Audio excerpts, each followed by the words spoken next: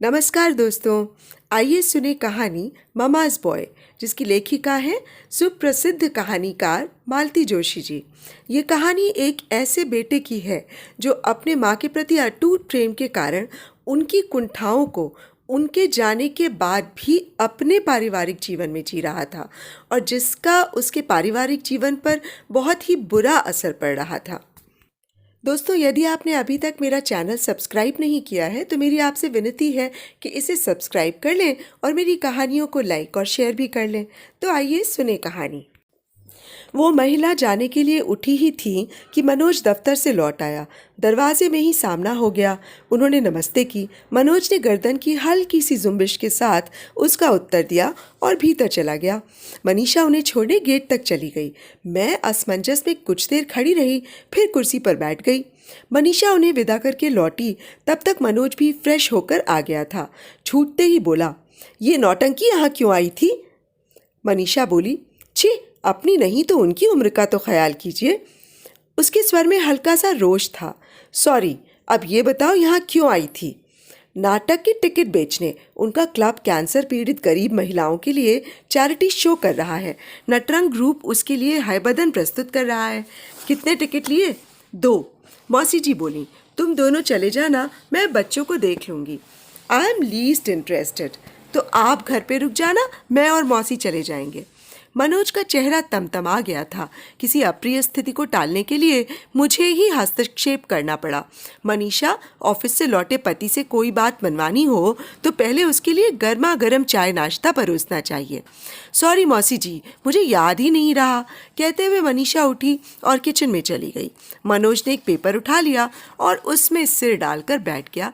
मुझे बड़ा अजीब लगा। सुबह जब मैं पहुंची थी तो वो ऑफिस जाने की तैयारी में था। मुझे यूं अचानक आया देखकर मनीषा का चेहरा आश्चर्य और खुशी से खिल उठा था। पर इस बंदे ने गहन गंभीर स्वर में बस इतना ही कहा था, आप अचानक कैसे आ गई? खबर कर देती तो मैं स्टेशन पर आ जाता। इतना कहकर वो निकल गया था।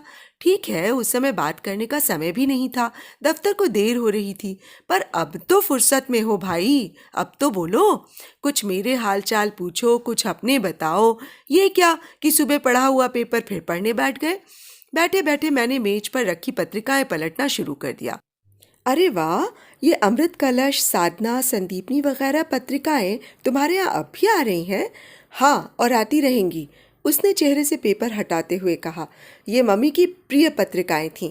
इस घर में उनका स्थान हमेशा रहेगा। अच्छा है ना, इसी बहाने मम्मी की याद ताज़ा होती रहेगी। मम्मी को याद करने के लिए मुझे किसी बहाने की ज़रूरत नहीं है, उसने तुनक कर कहा। ये बात सिर्फ इस बात का द्योतक है कि मम्मी इस घर की मालकिन है और उनकी इच्छा हमारे लिए सर्वोपरि है। मैं चुप हो गई। कहती भी क्या, उसी ने बात आगे बढ़ाई। इसी के चलते मैंने बरसी हरिद्वार जाकर मनाई। मम्मी को इन कर्मकांडों में ज़रा भी विश्वास नहीं था। मेरा बस चलता तो मैं तेरही भी वहीं जाकर मनाता, पर ताऊ जी लोगों ने इतना दबाव बनाया कि सारे स्वांग करने पड़े। झुंड के झुंड लोग आ गए थे, उनके लिए कुछ तो करना ही था। मुझसे रहा नहीं गया तो मैंने कहा, देखो बेटा, ये जो झुंड के झुंड लोग आते हैं वे कोई बाहर के तो होते नहीं, अपने ही होते हैं। अपना पैसा और समय खर्च करके वे इसलिए आते हैं कि दुख की इस घड़ी में तुम्हारे साथ खड़े हो सकें, दिवंगत आत्मा के प्रति अपनी श्रद्धा व्यक्त कर सकें। दिवंगत के प्रति उनकी कैसी श्रद्धा थी सब पता है, उसने घुटी आवाज़ में कहा। फिर मैं चुप हो गई। कहने को अब था ही क्या। रात को बड़ी देर तक नींद नहीं आई। मनोज के बारे में ही सोचती रही। कितना बदल गया है ये लड़का। बचपन में कितना बातूनी और स्नेहिल हुआ करता था। मौसी लोगों का पल्ला नहीं छोड़ता था। इस पीढ़ी की पहली संतान होने के कारण घर भर का लाडला भी था। फिर वह धीरे धीरे हिचकने लगा। हमने उस पर ज़्यादा गौर नहीं किया। पढ़ाई के कारण, नौकरी के कारण बच्चे दूर होते ही जाते हैं। शादी के बाद उन्हें अपने बीवी बच्चों को भी वक्त देना पड़ता है और फिर हम लोगों की अपनी गृहस्थी भी है। ज़्यादा सोचने के लिए वक्त ही कहाँ है। लेकिन आज का उसका व्यवहार इतना रूखा था कि मुझे अखर ही गया। सुबह ही मैंने कहा था कि तुम लोगों से मिलने का बहुत मन हो रहा था, इसीलिए मैं बरसी की प्रतीक्षा कर रही थी। पर जब तुम लोगों ने अकेले ही हरिद्वार में श्राद्ध संपन्न कर लिया तो मुझसे रहा ही नहीं गया। पहली फुर्सत में ही मैं तुमसे मिलने चली आई। मेरी बात सुनकर उसने एक बार भी नहीं कहा कि मौसी आप आ गई, बहुत अच्छा किया, हम लोग आपको बहुत मिस कर रहे थे। बल्कि उससे ज़्यादा प्रसन्नता तो उसकी बीवी ने व्यक्त की थी। तो क्या मेरा शुमार भी झुंड के झुंड लोगों में हो गया था? दूसरे दिन सुबह हम लोग नाश्ता कर रहे थे कि मेहरी ने दरवाजे पर खड़े होकर कहा, मैडम जी मैं जा रही हूँ। अच्छा राधा, मनीषा ने कहा और हमारे लिए चाय डालने लगी। मेहरी के जाते ही मनोज ने कहा, बस यहीं से बैठे बैठे टाटा कर दिया करो। तो क्या करूं, दरवाजे तक छोड़ने जाऊं? कम से कम पीछे मुड़कर एक बार देख तो लिया करो कि उसके हाथ में क्या है। हरदम एक थैला टांगे रहती है, पता नहीं क्या क्या ले जाती है। क्या ले जाएगी? 4 घर काम करती है, वहाँ का बचा खुचा खाना घर ले जाती है। बेचारी को 3-3 बच्चे पालने हैं। पति तो घर में एक पैसा देता नहीं, सब शराब में फूंक देता है।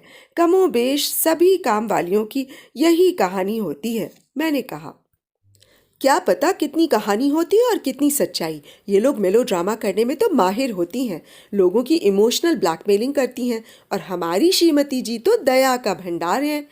मनीषा कुछ कहने को ही थी कि मैंने टोक दिया, मनीषा चाय बहुत अच्छी बनी है। और है क्या? अभी बना लाती हूँ मौसी जी, बस 5 मिनट लगेंगे। और वो उठ गई। मैंने चैन की सांस ली। चाय मेरी मत बनाना, मनोज ने पुकार कर कहा। मैं बस निकल रहा हूँ।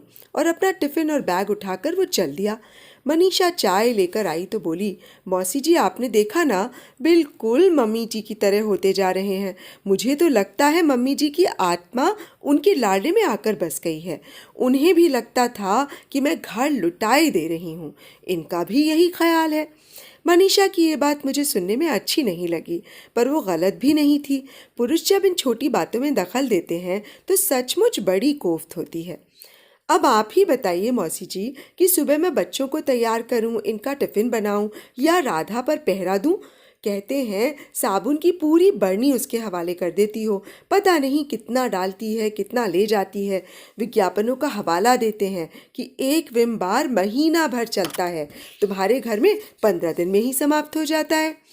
इतनी बारीक नज़र है उसकी। अरे कुछ न पूछिए, एक दिन जमादारिन मेरी दी हुई साड़ी पहनकर आई तो इतना नाराज़ हुए। बोले, इतनी अच्छी साड़ी तुमने उठाकर जमादारिन को दे दी, हद करती हो। अब बताइए, दिवाली पर साड़ी देनी थी तो अच्छी ही दूंगी ना। मेरा तो मन हो रहा था कि मम्मी जी की एक आध साड़ी दे दूं, पर अच्छा ही हुआ नहीं दी, ये तो मेरे प्राण ही ले लेते। छी, कैसी बातें करती हो बेटा। सच कह रही हूँ मौसी जी, अजीब से होते जा रहे हैं। मैं ठेले वाले से सब्जी लेती हूँ तो बरामदे में बैठ के मुझे ताकते रहते हैं, और जैसे ही मैं भीतर आती हूँ शुरू हो जाते हैं, ज़रा भाव ताव किया करो, वो जो मांगता है उठाकर दे देती हो, और तौल पर भी तुम्हारा ध्यान नहीं रहता। सड़क पर पता नहीं कौन से खेल तमाशे देखती रहती हो। मैंने कहा, इससे तो अच्छा है खुद ही खरीद ले। नहीं नहीं मौसी जी, वो कैसे खरीदेंगे, वे तो राजकुमार है ना। ठेले वाले से एक किस्सा याद आ गया, सुनाऊं? मनीषा एकदम मूड में आ गई थी। लगता था बहुत दिनों से उसने किसी से खुलकर बात नहीं की थी।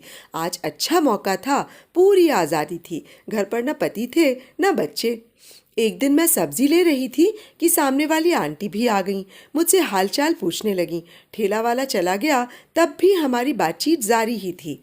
जैसे ही मैं घर में दाखिल हुई, ये मुझ पर बरस पड़े, तुम क्या मेरी माँ के मरने का इंतज़ार कर रही थी कि इस औरत से दोस्ती कर सको? मतलब उनसे मम्मी जी का अबोला था ना। अब बताइए, मम्मी जी की उम्र की कोई महिला आगे होकर मुझसे बोलती है तो मैं उन्हें झिड़क तो नहीं सकती ना। मेरी तो उनसे कोई लड़ाई नहीं है। पर ये अबोला क्यों था? क्या पता, कॉलोनी की आधी औरतों से तो उनकी खटपट थी, अबोला था। और जिन लोगों से उन्हें चिढ़ थी, उनके बेटे को भी उन लोगों से एलर्जी थी। पर दीदी ऐसी झगड़ालू तो नहीं थी। झगड़ालू नहीं थी, पर किसी किसी के लिए उनके मन में गांठ पड़ जाती थी, पता नहीं क्यों। एक किस्सा सुनाती हूँ।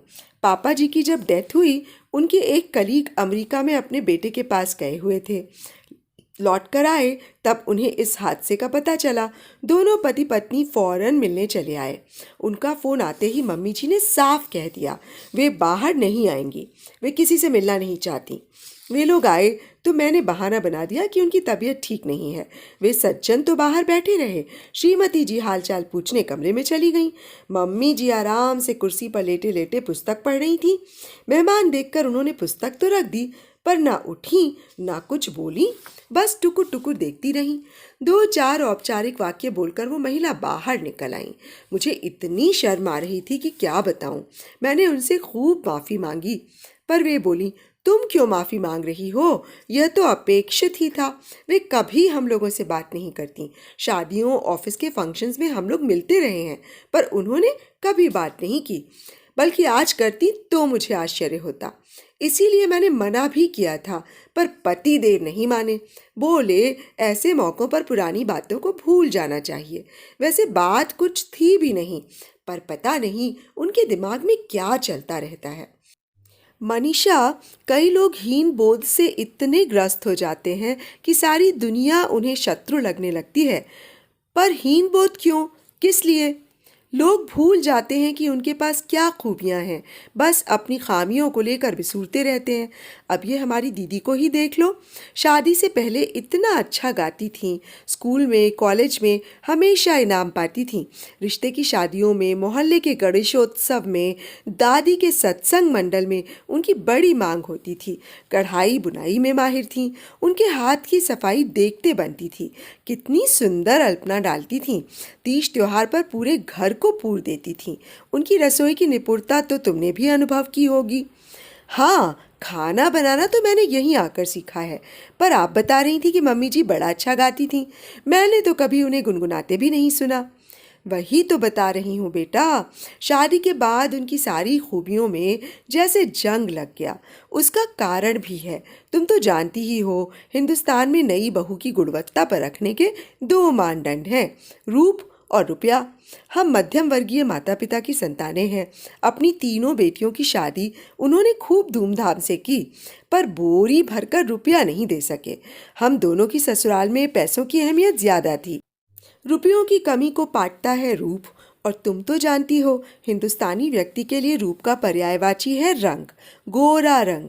दीदी यहीं मात खा गईं। उनके नाक नक्श तीखे थे, आंखें बड़ी बड़ी कजरारी थीं, बाल घने लंबे काले थे, कद काठी सुडौल थी। पहनने ओढ़ने का सलीका भी उनके पास था, पर उनका रंग जरा दबा हुआ था। इस एक कारण से उनके सारे गुण फीके पड़ गए। इसी कारण शायद ससुराल में उनका यथोचित स्वागत नहीं हुआ। उन्हें आलोचना और उपेक्षा सहनी पड़ी। उन्होंने कभी कुछ कहा नहीं, पर समझ में तो आता है ना। नई नवेली का उल्लास कभी उनके चेहरे पर झलका ही नहीं। वे मन ही मन बुझ गई थी जैसे। अगर पति का सहानुभूति भरा हाथ पीठ पर हो तो औरत सारी अवहेलना और उपेक्षा झेल जाती है। पर जीजा जी के लिए क्या कहूँ, कई पुरुषों के पास वो सोच, वो समझ होती ही नहीं है। दीदी धीरे धीरे अपने आप में सिमटती चली गईं, अपने रख रखाव के प्रति उदासीन भी हो गईं। साज श्रृंगार से उन्हें विरक्ति सी हो गई।